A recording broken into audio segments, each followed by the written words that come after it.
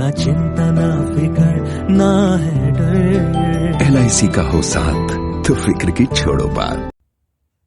Good morning दोस्तों, welcome to my YouTube channel insurance जरूरी है विद निशान द्विवेदी। आज मैं एक नए टॉपिक के साथ आपके सामने आया हूँ कि कस्टमर को प्रेजेंटेशन कैसे दें।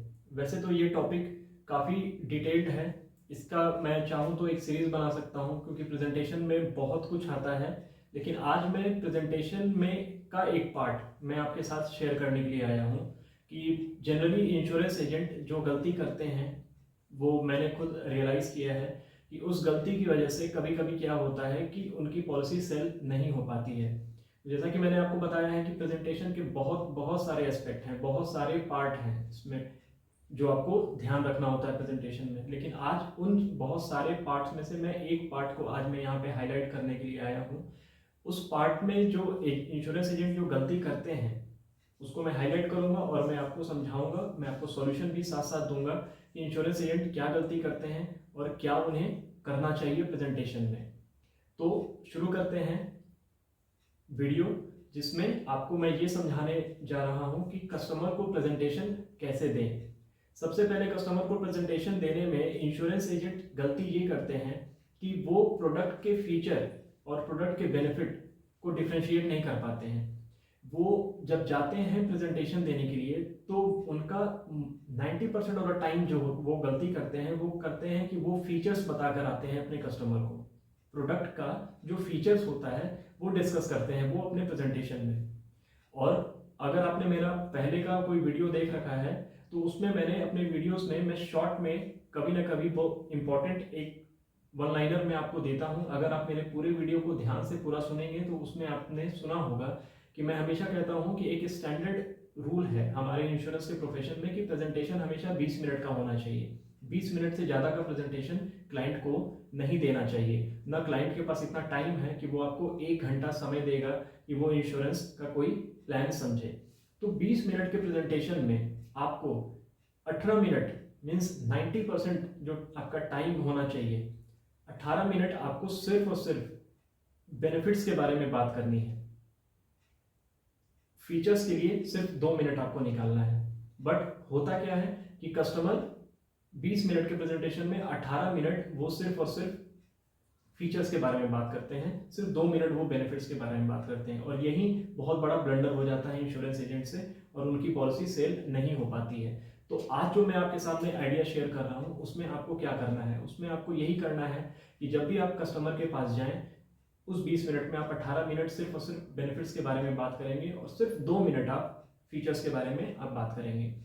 तो इंश्योरेंस एजेंट से जो गलती होती है, अब आज के इस वीडियो को देखने के बाद आप ये गलती कभी दोहराएंगे नहीं। अब मैं आपको समझाता हूँ फीचर्स क्या होता है और बेनिफिट्स क्या होता है। फीचर्स किसी भी कोई भी प्रोडक्ट जब हम परचेज करते हैं, फॉर एग्जांपल अगर हम एसी परचेज करते हैं तो एसी एक प्रोडक्ट है बट उसका जो फीचर है कि वो एक ठंडा हवा देता है। तो वो ठंडा हवा जो एसी आपको प्रोवाइड करता है वो उसका होता है बेनिफिट। एसी खुद में क्या है, एक प्रोडक्ट है, उसका फीचर है कि वो ठंडा हवा आपको देता है। बट उससे बेनिफिट्स क्या होते हैं, बेनिफिट्स ये होते हैं कि हम एसी कार से अगर हम कहीं एक जगह से दूसरी जगह ट्रेवल करते हैं और वहां पे जब हम बाहर निकलते हैं किसी फंक्शन में अगर हम जा रहे हैं तो हम फ्रेश फील करते हैं। तो ये जो फ्रेश फीलिंग आती है एसी कार से बाहर निकलने के बाद, इसे कहते हैं बेनिफिट्स। फॉर एग्जाम्पल, दूसरा एग्जाम्पल, अगर आप कहीं टीवी परचेज करने के लिए जाते हैं, टीवी परचेज करते हैं आप, मान लीजिए फॉर एग्जांपल आप 52 इंच का कोई टीवी परचेज करते हैं। तो 52 इंच का टीवी जब आप परचेज करते हैं तो उसमें हम ये कहते हैं, एक सेल्समैन ये कहता है कि सर अगर आप ये 52 इंच का टीवी अगर आप खरीदते हैं तो आप आराम से सोफा पे लेट कर इसे होम थिएटर वाला आपको सर फीलिंग आएगा। तो ये होम थिएटर का जो फीलिंग्स है जो आएगा उसे 52 इंच का टीवी खरीदने पे आएगा। तो 52 इंच क्या है, उस प्रोडक्ट का फीचर है। बट होम थिएटर जैसा जो फील आएगा वो आएगा 52 इंच के फीचर की वजह से। तो ये जो होम थिएटर का जो फीलिंग लेगा वो होता है बेनिफिट्स। तो कस्टमर को हमेशा बेनिफिट्स में इंटरेस्ट होता है। जैसे कार होता है, कार में होता है नेविगेटर। नेविगेटर का काम होता है कि वो आपको एक जगह से दूसरे जगह ले जाने में आसानी से वो आपको पहुंचा देता है। नेविगेटर क्या हुआ? नेविगेटर उस कार का एक फीचर है, बट एक जगह से दूसरी जगह आपको आसानी से पहुंचा देता है बिना किसी परेशानी के, कि होता है बेनिफिट। तो आपको हमेशा बेनिफिट पे कंसंट्रेट करना है। इंश्योरेंस क्या है? इंश्योरेंस भी एक प्रोडक्ट है, बट इंश्योरेंस से होता क्या है ये आपको वहां पे बताना है। अब इंश्योरेंस में फीचर्स की मैं बात करूं तो risk cover, maturity, claim, loan, surrender, ये सारी चीज जो है वो इंश्योरेंस के फीचर्स हैं। इंश्योरेंस एक प्रोडक्ट है, उसके ये फीचर्स हैं। बट इंश्योरेंस एजेंट गलती क्या करता है कि वो जब प्रेजेंटेशन देने जाता है कस्टमर को, तो वो इन्हीं 5 के बारे में बात करता है कि सर आपको इसमें रिस्क कवर मिलता है, सर आप इसमें मैच्योरिटी मिलती है, सर आपको इसमें लोन भी आपको मिलता है, इसमें आपको सरेंडर मिलता है, सर आपको कल को कुछ हो गया तो आपको क्लेम मिलेगा। ये आपको लग रहा है एज अ इंश्योरेंस एजेंट कि ये फीचर्स बेनिफिट्स हैं, बट ये बेनिफिट्स नहीं है, ये फीचर्स हैं। और यहीं पे गलती हो जाती है, कस्टमर को इसमें कोई इंटरेस्ट नहीं है। और अगर इनकेस अगर उसे थोड़ा बहुत इंटरेस्ट अगर आएगा भी, तो पॉलिसी सेल होने में ये कहीं भी आपको मदद नहीं करता है। और आपका और हमारा अल्टीमेट मोटिव ये है कि मैं पॉलिसी को सेल करूं। तो ऐसा मैं क्या प्रेजेंटेशन दूं कस्टमर के सामने कि मेरी पॉलिसी सेल हो जाए? तो पॉलिसी सेल करने के लिए आपको क्या करना है? आपको बेनिफिट्स के बारे में बात करनी है कस्टमर से। तो क्लाइंट के पास जब भी आप जाएं तो आप फीचर्स की बात ना करें। ज़्यादातर एजेंट जो हैं यही गलती करते हैं कि वो फीचर्स बताने लग जाते हैं बेनिफिट्स की जगह पे। तो कस्टमर को बेनिफिट्स बताना है, फीचर्स नहीं बताना है। अब पॉलिसी, जो इंश्योरेंस पॉलिसी होती है, उसकी बेनिफिट क्या है? अब जैसे मैच्योरिटी है तो आप उसको मैच्योरिटी मत समझाइए, वही चीज उनको बताइए जो उसके नीड को से रिलेट करता हो, जो सुटेबल हो, उसकी नीड के लिए वो सुटेबल हो, वो चीज आप उसको बताइए। सबसे पहले आप फैक्ट फाइंडिंग कीजिए। फैक्ट फाइंडिंग, मुझे नहीं पता कि आप में से कितने लोगों को पता है, बट 16 तरह के फैक्ट्स होते हैं जो मैं अभी इस छोटे से वीडियो में मैं आपको नहीं बता पाऊंगा। 16 तरह के फैक्ट फाइंडिंग होते हैं जो कस्टमर से हम लेते हैं। और फैक्ट फाइंडिंग जो इंश्योरेंस एजेंट करता है वही प्रोफेशनल एजेंट होता है। जिसे फैक्ट फाइंडिंग के बारे में नहीं पता है वो प्रोफेशनल नहीं है। और वो 16 तरह के फैक्ट्स पूछने के लिए कस्टमर के लिए आप सिर्फ 3 मिनट में आप 16 तरह के फैक्ट्स कस्टमर से पूछ सकते हैं। अगर आपको फैक्ट फाइंडिंग सीखना है तो आप मेरे दिए हुए नंबर पे आप मुझे व्हाट्सअप कर सकते हैं, मैं आपको डिटेल में बता सकूंगा। 10 मिनट 15 मिनट की वीडियो में मैं आपको 16 फैक्ट्स नहीं सिखा पाऊंगा। तो फैक्ट फाइंडिंग हमें करना पड़ता है क्योंकि फैक्ट फाइंडिंग से बेनिफिट जो है रिलेटेड है। कुछ फैक्ट फाइंडिंग का मैं एग्जांपल अभी आपको इस वीडियो में बता देता हूं कि जैसे आप कस्टमर के पास जाएंगे तो कस्टमर से आप जाकर ये पूछेंगे कि सर मुझे आपसे कुछ डिटेल्स जाननी है। वो पूछेगा क्या? सबसे पहले आप उसका क्या पूछते हैं? सबसे पहले आप उसका पूछते हैं सर आपकी एज क्या है।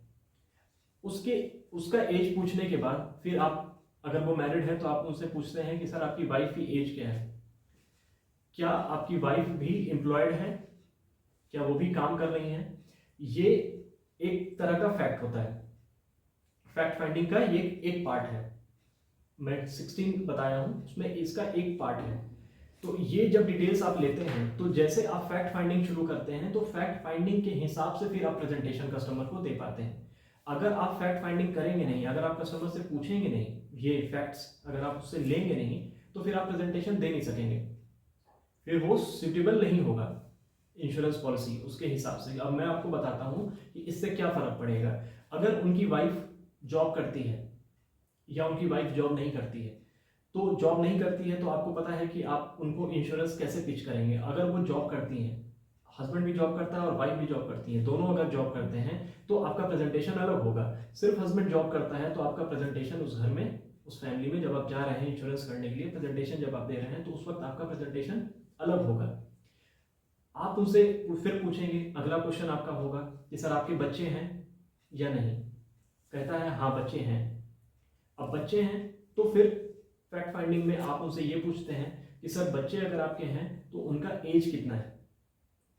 अब फॉर एग्जांपल अगर उनका कोई बच्चा है, 2 बच्चा है, एक बच्चे का एज है 8 साल, एक बच्चे का एज है 3 साल। तो 8 साल का अगर कोई बच्चा है, अगर आपने फैक्ट फाइंडिंग की है और आप उनसे पूछे हैं कि आपके बच्चे का एज क्या है, पहले उनका एज पूछ लिया, उनके वाइफ का एज पूछ लिया, उनके एम्प्लॉयमेंट डिटेल्स आपने ले लिया, अब उनके बच्चे पे आप आएंगे फैक्ट फाइंडिंग में। तो जब बच्चे के बारे में आप पूछेंगे, अगर वो 8 साल का उनका बच्चा है तो आपको पता है एज ए इंश्योरेंस एडवाइजर कि 8 साल बहुत लेट हो चुका है, तो आपको इंश्योरेंस पॉलिसी देने में तकलीफ हो जाएगी।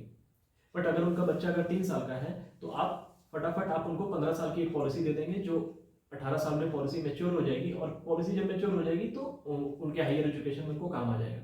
लेकिन 8 साल में हो सकता है कि काफ़ी डिले हो जाए पेरेंट्स के पॉइंट ऑफ व्यू से, जो जनरली हम लोग मार्केट में देखते हैं। तो फैक्ट फाइंडिंग करना बहुत ज़रूरी होता है। फैक्ट फाइंडिंग से ही आप बेनिफिट्स कस्टमर को समझा सकेंगे।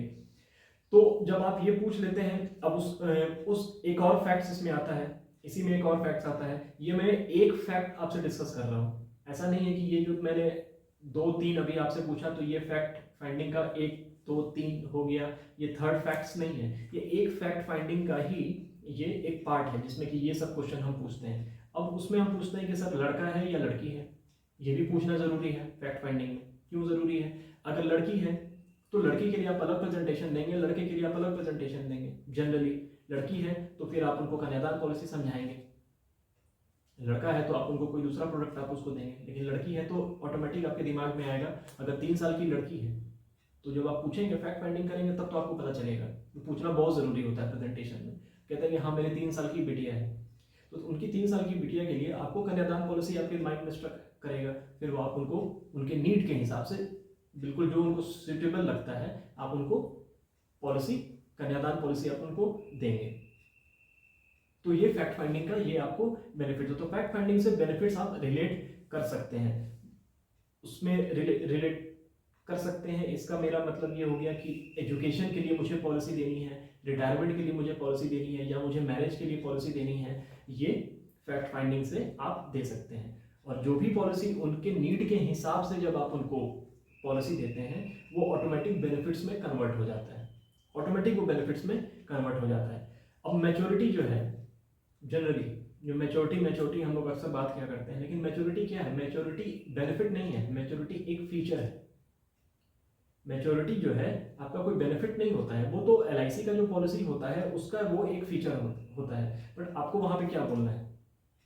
आपको ये बोलना है, अब आज के बाद इस वीडियो को देखने के बाद आपको ये बोलना है, फॉर एग्जाम्पल उनके बेटा का नाम है रोहन, फॉर एग्जाम्पल, तो आप उनको ये कहेंगे कि सर जब भी रोहन 18 साल का होगा तो उस वक्त रोहन के लिए 25 लाख रुपए का सर इंतजाम LIC करके देगी।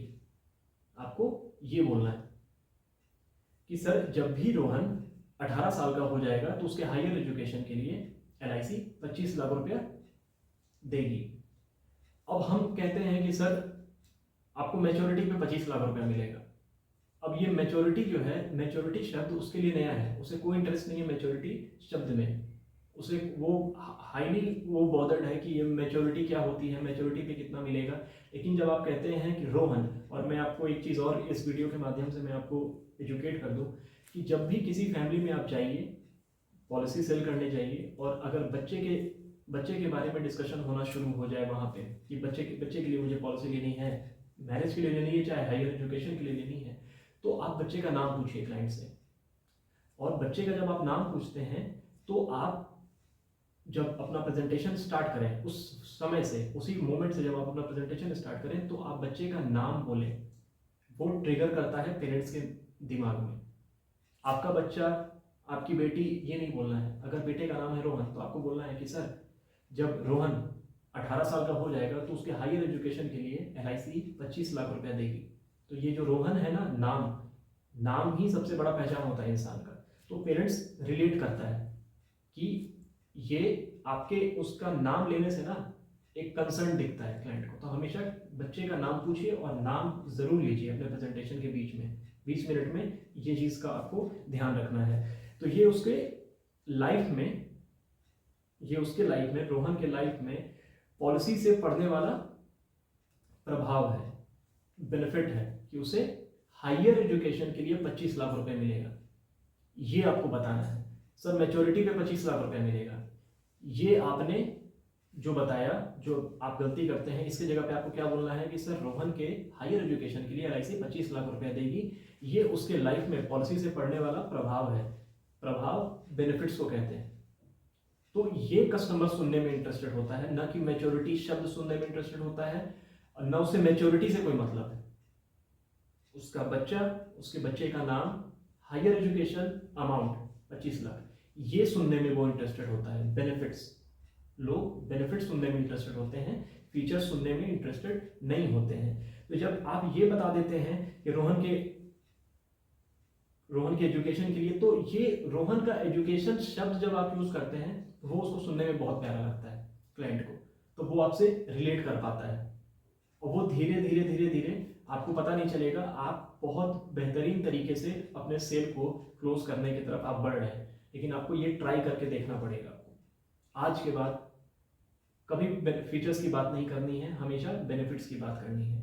अब आपको मैंने एक एग्जांपल से आपको अभी मैंने बता दिया, इंश्योरेंस एजेंट के जो करता है प्रेजेंटेशन देते वक्त मेजॉरिटी जो आप जाते हैं और जरूर डिस्कस करते हैं, लेकिन आपको बोलना ऐसे है। तो ये जब आप कह देते हैं, अब उसी घर में फॉर एग्जांपल रोहन की जगह पे रीटा उनकी बेटी का नाम है फॉर एग्जांपल। अब रीता जो है बेटी है, तो बेटी के मैरिज के लिए फिर आप बात करें कि सर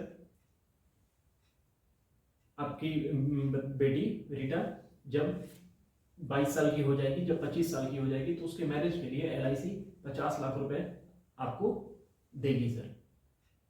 उसके शादी के टाइम में आपको 50 लाख रुपया देगी। ये आपको ऐसे बोलना है कि मैरिज के टाइम में 50 लाख रुपया LIC आपको, आपकी बेटिया की शादी में आपको LIC 50 लाख रुपया देगी। बेटी, उनका नाम आप लेंगे, 50 लाख रुपया, और उनके शादी के लिए 50 लाख रुपया LIC आपको देगी। ये बात आपको बोलना है क्लाइंट के सामने। अगर मान लीजिए कोई प्राइवेट जॉब करता है, एग्जांपल मैं दे रहा हूँ, बेनिफिट्स कैसे आपको समझाने हैं। अगर कोई प्राइवेट जॉब करता है तो आप उनको बोलिए कि सोचिए सर, अगर 58 साल के एज में, एग्जांपल मैं दे रहा हूँ आपको, आप एज कुछ भी आप ले सकते हैं, कुछ भी उसको समझा सकते हैं। प्राइवेट जॉब करने वाला को आप जैसे क्या कह सकते हैं, अगर कोई प्राइवेट जॉब कर रहा है तो सोचिए सर 58 के एज में आपको LIC लाइफ टाइम पेंशन देगी सर।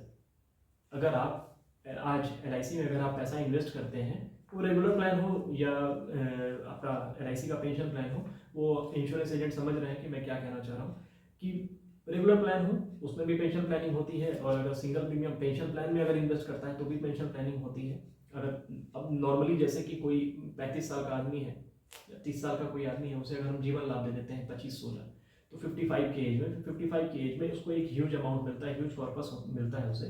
तो उस पैसे को भी वो पेंशन प्लान में भी डाल सकता है, या उस पैसे को अगर वो पैसा जो उसे मिलेगा अलग से सेविंग्स करके, जो 50 लाख 1 करोड़ जो भी उसका मैच्योरिटी वैल्यू आता है, तो वो उसका एक तरीके से उसको पेंशन के रूप में वो अपना यूज कर सकता है। और अगर पेंशन प्लान में इन्वेस्ट करता है तो वैसे ही उसे पेंशन मिलना शुरू हो जाएगा अगले महीने से। हमारे LIC में सब प्रोविजन है। तो आपको उसको ये बोलना है कि सोचिए सर, अगर 58 साल के एज में आपका पेंशन का प्लानिंग हो जाए तो कैसा रहेगा। और आपको कल को जब आप रिटायर हो जाएं तो आपको अपने ग्रैंड चिल्ड्रन को मान लीजिए कि कोई गिफ्ट देना है, तो उस वक्त आपको उनको गिफ्ट देने के लिए किसी के सामने हाथ ना फैलाना पड़े, तो अच्छा रहेगा या नहीं रहेगा। क्लाइंट कहेगा हाँ बिल्कुल अच्छा रहेगा। तो आपने यहाँ पे क्या किया, आप उससे ये नहीं बोला कि सर पेंशन ले लो सर, आज के डेट में पेंशन किसे मिलता है, ना गवर्नमेंट सेक्टर में मिलता है, ना प्राइवेट जॉब में पेंशन मिलता है, तो सर आप एक पेंशन प्लान में इन्वेस्ट कर लो। एक ये तरीका है। लेकिन आपने क्या बोला कि सर सोचिए सर 58 के एज में, आपने एक एज भी उसे बोला कि रिटायरमेंट का एज आपने उसे पकड़ा और उसने बोला कि सर 58 के एज में आपको पेंशन की ज़रूरत पड़ेगी, और उस वक्त जो आपको पैसा मिलेगा उस पैसे से ग्रैंड चिल्ड्रन उससे होंगे ही होंगे, उसे पोता पोती होंगे ही होंगे। तो आपने एक इमोशनल कनेक्ट वहाँ पे बनाया। उसे कल को अगर आपको गिफ्ट देना हो तो आपको किसी के सामने हाथ नहीं फैलाना पड़ेगा।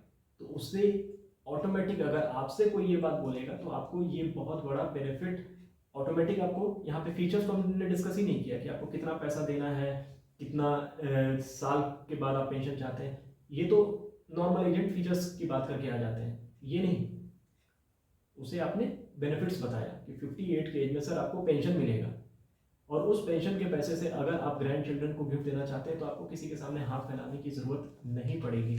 ये होता है बेनिफिट्स। तो ऐसे आप देते हैं। और वही सर प्रोविज़न करने के लिए मैं आपके घर आया हूँ, मतलब आपके पेंशन की प्रोविज़न करने के लिए मैं आपके घर पे सर आया हूँ, ये बात आपको उनको बोलनी है। ठीक है। अब सरेंडर वैल्यू, ये भी फीचर्स है जो हम बता कर आते हैं अपने क्लाइंट को, लेकिन सरेंडर वैल्यू को आप बेनिफिट्स के रूप में आप बोलिए।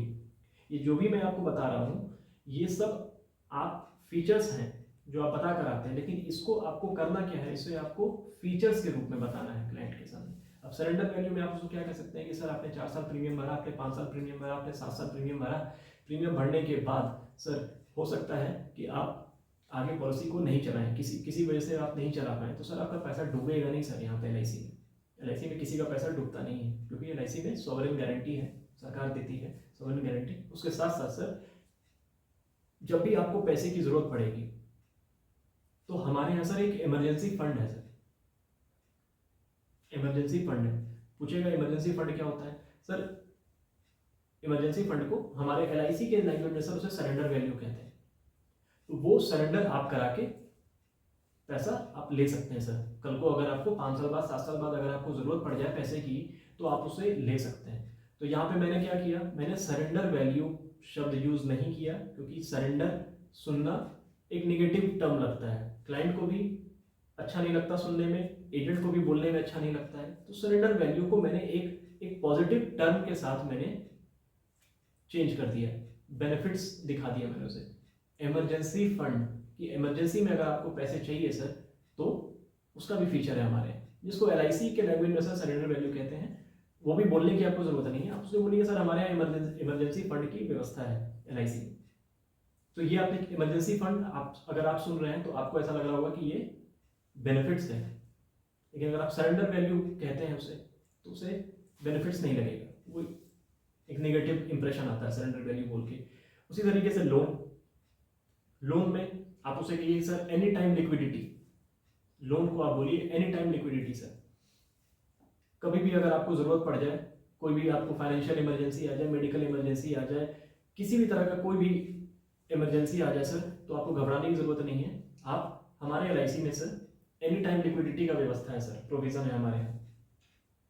आप लोन ले सकते हैं सर पॉलिसी पे, और लोन का जो इंटरेस्ट है आप जब तक चाहें आप उसे पूरा कर सकते हैं, पॉलिसी टर्म के दौरान आप उसे पूरा कर सकते हैं। कोई ज़रूरी नहीं है कि आप 6 महीने 1 साल के अंदर लोन का इंटरेस्ट पे करें। तो कभी भी कोई सर फाइनेंशियल इमरजेंसी आ जाए, मेडिकल इमरजेंसी आ जाए सर, तो आप और एलआईसी के पॉलिसी पे आप लोन ले सकते हैं। तो मैंने यहाँ पे क्या किया, मैंने उनको याद दिलाया कि फाइनेंशियल इमरजेंसी आ सकती है, मेडिकल इमरजेंसी आ सकती है, चाइल्ड एजुकेशन बीच में हो सकता है ज़रूरत पड़ जाए, मैरिज में हो सकता है बीच में ज़रूरत पड़ जाए, तो आप एलआईसी से सर अपने पॉलिसी के अगेंस्ट लोन ले सकते हैं सर। तो उसे मैंने बताया, एक प्रैक्टिकल सिनेरियो दिया कि हाँ ऐसा हो सकता है उसके लाइफ में। तो उसके जगह अगर ऐसा कोई इमरजेंसी आ जाता है, इमरजेंसी शब्द मैंने यहाँ पे यूज़ किया कि सर ऐसा कोई इमरजेंसी अगर आपको आ जाता है किसी भी तरह का सर, तो आपको लोन की सुविधा यहाँ पे है। आप खुद अगर सुन रहे हैं तो आपको लग रहा होगा कि ये लोन का सुविधा क्या है, फीचर्स नहीं है, ये बेनिफिट्स है। और लास्टली मैं एक लास्ट एग्जांपल मैं आपको देता हूँ, फीचर्स क्या होता है और बेनिफिट क्या होता है। हमारा जीवन लक्ष्य पॉलिसी है, सबको पता है, जिसे कन्यादान पॉलिसी के नाम से भी जाना जाता है। जीवन लक्ष्य पॉलिसी में हर साल हमें 10% मिलता है, अगर इनकेस कुछ मिसहैपनिंग हो गई तो। सम एश्योर्ड का 10% हर साल मिलता है। सेकंड ईयर अगर हो गया तो थर्ड ईयर, फोर्थ ईयर, 25 साल का अगर टर्म है तो 24वें साल तक सम एश्योर्ड का 10% मिलता है, जो हम लोग जाके बताते हैं एनुअल इनकम बेनिफिट। जीवन लक्ष्य पॉलिसी का अगर आप सर्कुलर देखे हैं तो उसमें ये टर्म यूज किया गया है, एनुअल इनकम बेनिफिट्स, जो जनरली हम यूज नहीं करते हैं क्लाइंट के सामने। आप इस टर्म को यूज कीजिए, एनुअल इनकम बेनिफिट का प्रोविजन है सर हमारे एक प्लान में, जीवन लक्ष्य उसका नाम है सर। तो इसमें तो शब्द ही आ गया एनुअल इनकम बेनिफिट, तो वो तुरंत पूछेगा कि एनुअल इनकम बेनिफिट क्या होता है, तो फिर आप उसको फीचर बता दीजिए कि सर अगर इनकेस कोई मिसहैपनिंग हो गई तो सम एश्योर्ड इमीडिएट उसी समय आपको मिल जाएगा सर।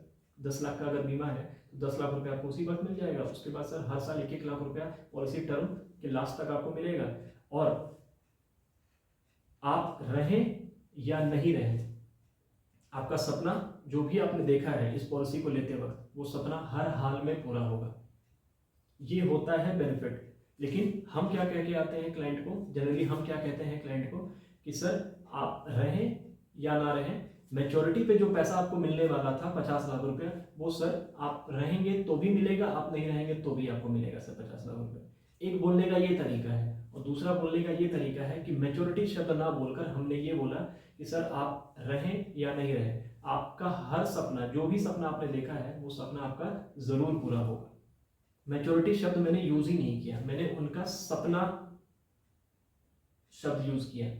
और आदमी अपने सपने से सबसे ज्यादा कनेक्टेड होता है। मैच्योरिटी शब्द से वो कहाँ कनेक्ट कर पाएगा, ना इमोशनली कनेक्ट कर पाएगा, ना इंटेलेक्चुअली कनेक्ट कर पाएगा वो, लेकिन सपना शब्द से तो हर कोई कनेक्ट कर सकता है। तो यही मेरा आज इस वीडियो को बनाने का मेरा यही उद्देश्य था कि आज के बाद जो भी इंश्योरेंस एडवाइजर हैं ऑल ओवर इंडिया में, जो भी मेरे इस वीडियो को देख रहे हैं, उनसे मेरा एक हम्बल रिक्वेस्ट है कि आप अपने प्रेजेंटेशन के पैटर्न को इमीडिएटली चेंज कीजिए। अगर आप ज़्यादा से ज़्यादा पॉलिसी सेल करना चाहते हैं, फीचर्स पे फोकस मत करिए, बेनिफिट्स पे फोकस कीजिए। कस्टमर बेनिफिट्स सुनने के लिए बैठा हुआ है, बेनिफिट्स पाने के लिए बैठा हुआ है, तो आप बेनिफिट्स समझाइए, न कि फीचर समझाइए।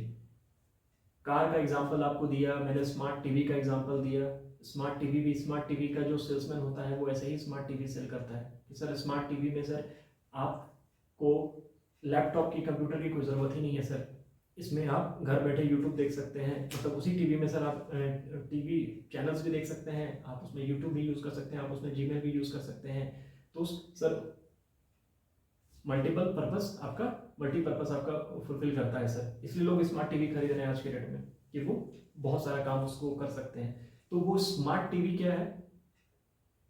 स्मार्ट टीवी जो है वो एक प्रोडक्ट है, लेकिन उसमें आप मेल भी यूज़ कर सकते हैं, उसमें आप फेसबुक भी चला सकते हैं, उसमें आप न्यूज़ भी देख सकते हैं। ये सारे जो चीज़ हैं जो एक लैपटॉप और कंप्यूटर में जो भी आप कर सकते हैं वो आप स्मार्ट टीवी में भी कर सकते हैं। ये क्या है? ये बेनिफिट्स है, तो कस्टमर को वो अट्रैक्ट करता है।